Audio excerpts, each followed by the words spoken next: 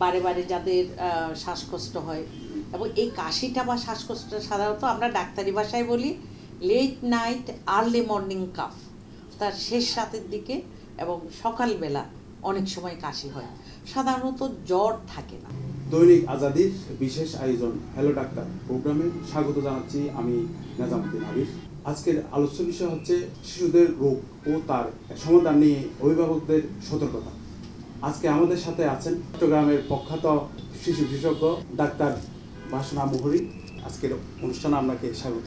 ধন্যবাদ আপনাকে। শিশুদের কি রোগ নিয়ে বেশি রোগীরা আসতেছেন? শিশুরা তো আসলে সারা বছরেই কোনো না কোনো রোগ থাকে, কিন্তু এই শীতকালে কিছু কিছু বিশেষ রোগ ওদেরকে একদম কাবু করে ফেলে। কারণ শীতের যে প্রথমে আমি একটা প্রেক্ষাপট বলি, শীতকালের যে আবহাওয়ার পরিবর্তন হয়, এই আবহাওয়াটা সাধারণত বাতাসটা শুষ্ক থাকে এবং বাতাসে ধুলোবালির পরিমাণে বেশি থাকে এবং এই সময় এই বাতাসে ভাইরাস বা অন্যান্য জীবাণু অনেক বেশি থাকে, বিশেষ করে ভাইরাস।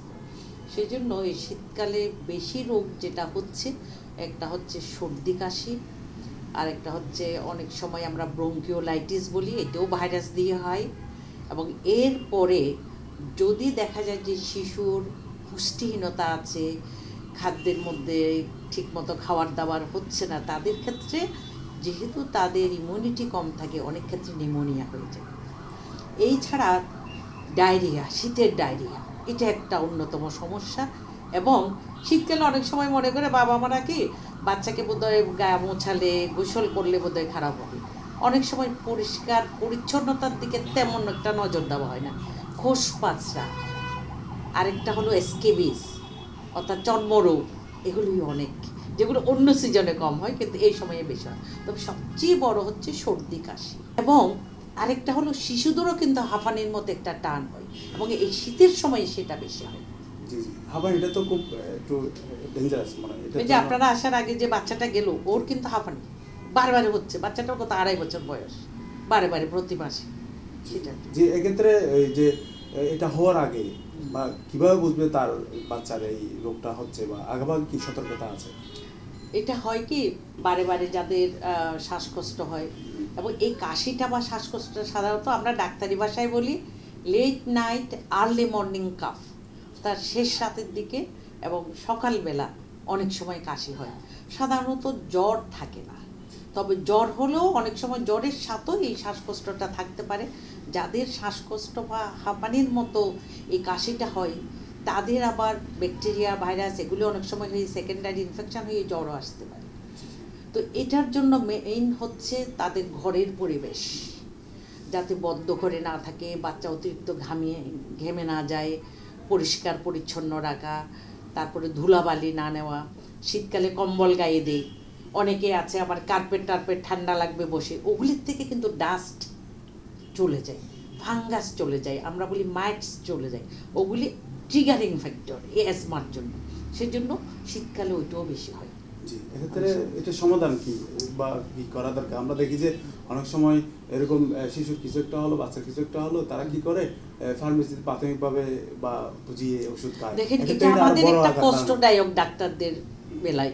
বাংলাদেশে অনেক কিছু সম্ভব, পৃথিবীর কোথাও একজন ডিগ্রিধারী ডাক্তারের প্রেসক্রিপশন ছাড়া ওষুধ কেনা যায় না। আমাদের কাছে যেসব রুগীরা নিয়ে আসে, মানে আমার কাছে পর্যন্ত আসে, তারা কোনো না কোনোভাবে 8টা 10টা প্রেসক্রিপশন শেষ করে তারপর আসে। তার মধ্যে ম্যাক্সিমাম হলো আমার বন্ধু দিয়েছে, আমি ফার্মেসি থেকে নিয়েছি। এইটা কখনো বাচ্চাদের ক্ষেত্রে করা উচিত না।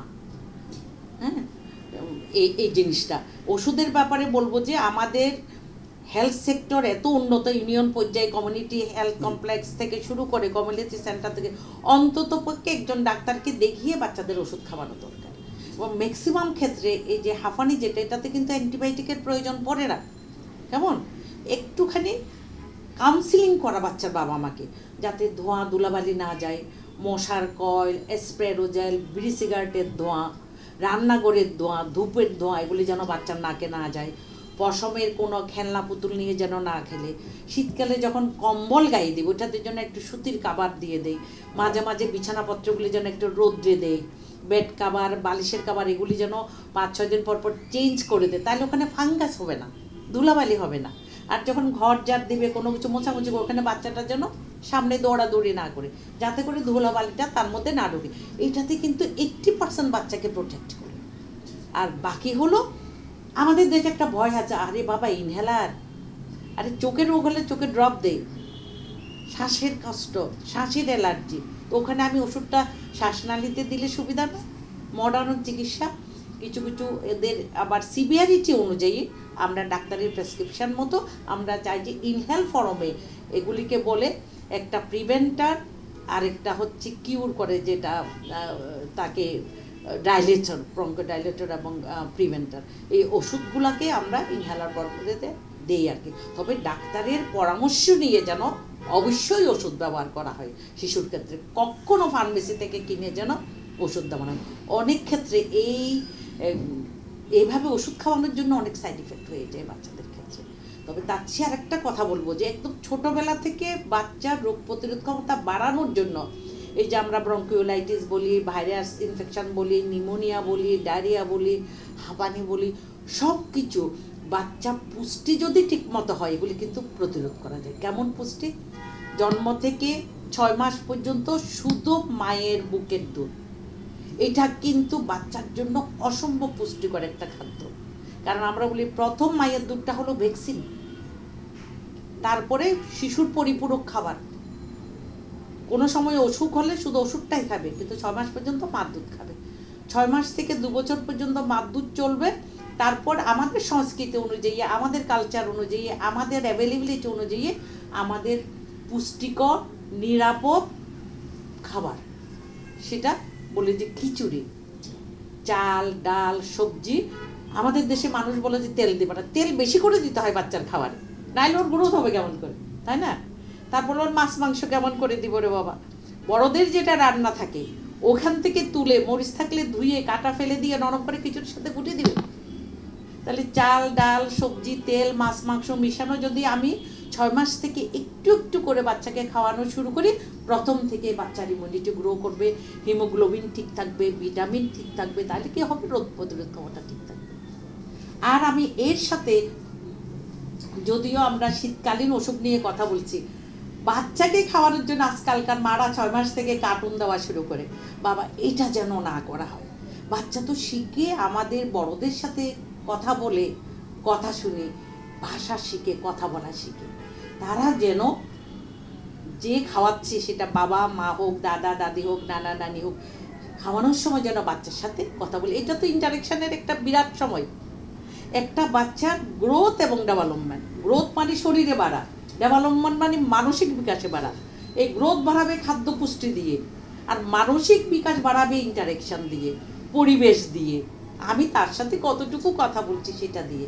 এই দুটো জিনিসেই কিন্তু শিশুর কমপ্লিট গ্রোথ এবং ডেভেলপমেন্টের জন্য খুব দরকার, এবং এই দুইটা জিনিসেই বাচ্চাদের রোগ প্রতিরোধ ক্ষমতা বাড়ায়। আর আমাদের তো বাংলাদেশে ভ্যাকসিনেশন আমরা চ্যাম্পিয়ন, সবগুলা ভ্যাকসিন। এর সাথে এখন যে বলে প্রতি বছর 6 মাসের পর থেকে ফ্লু বা ইনফ্লুয়েঞ্জা ভ্যাকসিন এগুলি দিয়ে দেওয়া যায়, 6 মাসের আগে ডায়রিয়ার ভ্যাকসিন দেওয়া যায়, রোটাভাইরাস, তাহলে একটু অনেকটুকু প্রতিরোধ করে।